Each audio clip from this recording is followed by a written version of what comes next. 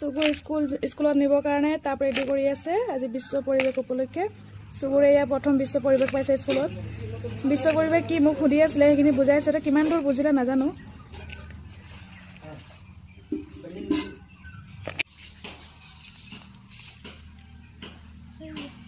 হৈ গ'ল এতিয়া ফুল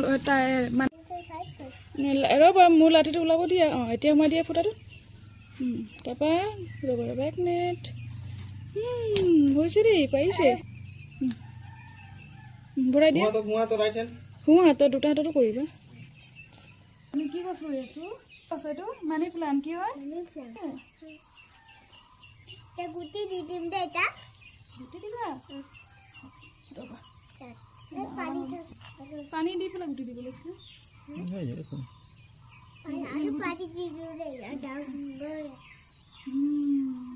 তুমি স্কুলত সদায় পানী দিব লাগিব কিন্তু দেই